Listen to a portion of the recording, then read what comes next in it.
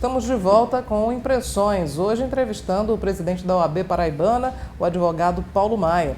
No bloco anterior, doutor Paulo, o senhor falou sobre o quanto os concursos públicos hoje são chamariz para os estudantes de direito, dos cursos de direito.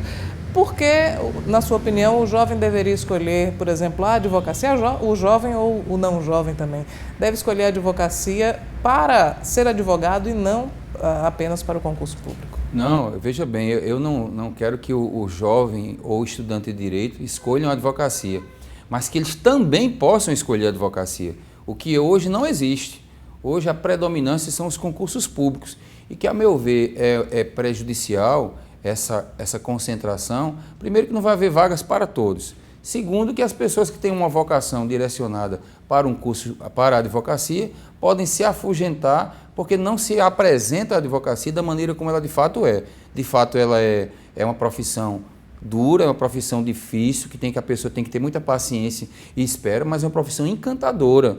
É uma profissão apaixonante e que, de fato, faz com que nós a exerçamos de uma maneira muito plena. Eu sou muito satisfeito em ser advogado. Não foi porque eu não passei no concurso público. Eu agradeço não ter passado naquele concurso público no começo da minha carreira, porque eu seria um delegado da Polícia Federal frustrado, mal resolvido, porque eu não ia estar fazendo aquilo para o qual eu fui chamado anteriormente. Então, hoje eu tenho essa capacidade de ver isso.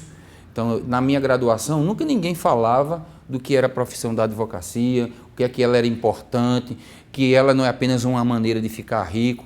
Eu combato a mercantilização, eu procuro fazer com que o bacharel que vai enveredar na área da advocacia veja primeiro a beleza da profissão dentro de uma vida em sociedade, não coloque a remuneração como princípio, da mesma maneira que um jovem que vai ser o juiz, que não procure pelo poder e nem pelo salário, mas pela relevância do cargo em decidir a vida das pessoas, e por aí vai.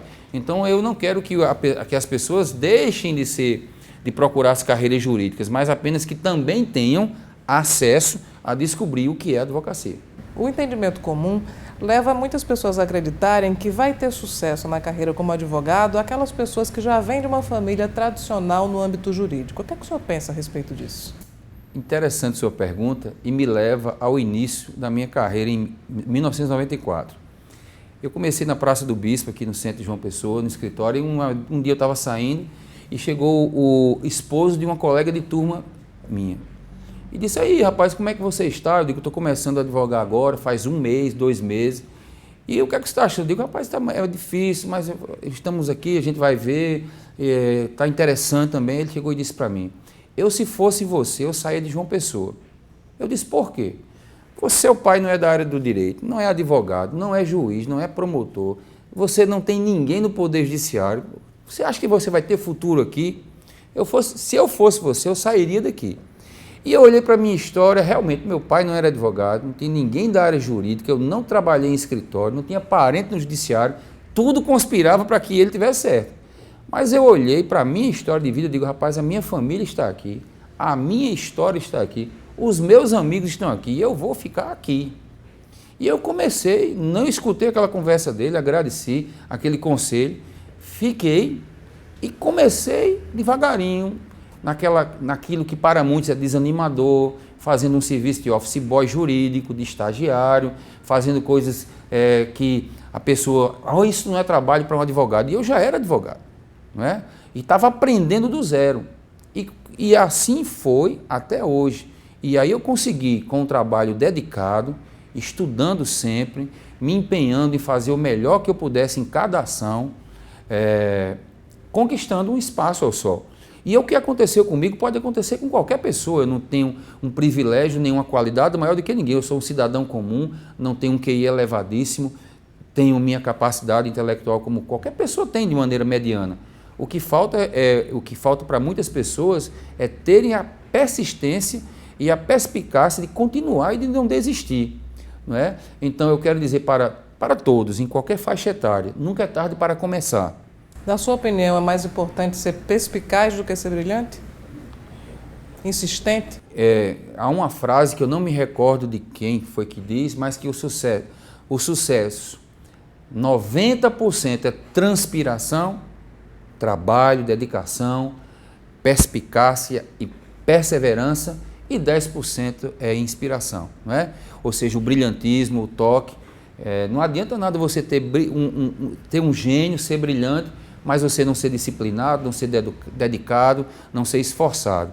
Então, há muito mais pessoas esforçadas que conseguem galgar e alcançar postos elevados do que brilhantes que, sem fazer nada, esperando que as coisas aconteçam, atinjam o mesmo patamar. O senhor já tinha uma carreira como advogado já consolidada, uma carreira como professor, da mesma forma também reconhecida. E a partir de que momento surgiu na sua trajetória esse sonho também de ser presidente da OAB? Esse sonho de ser presidente da OAB, ele não foi alimentado nem acalentado há muitos anos.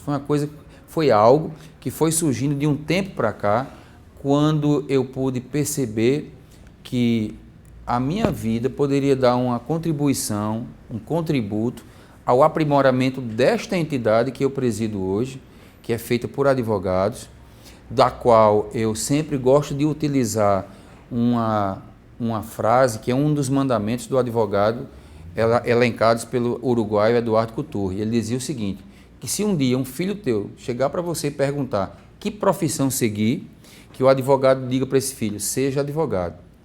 Eu criei o mesmo espírito, minha família, minha casa, decorreu da advocacia. O meu ganha-pão, a tudo que eu tenho, que eu sou, devo a ela. E eu sou muito feliz em ser.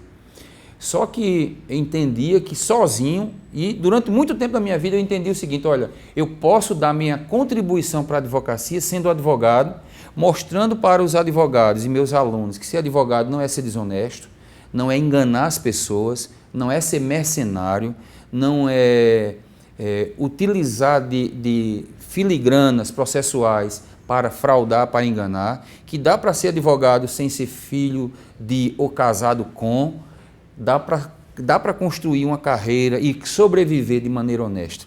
Eu sempre achei que esse era o meu maior contributo para a advocacia. Era ser assim, mostrar para os jovens e para quem está começando que é possível. Essa pergunta que você fez, sem ser ligado à área jurídica.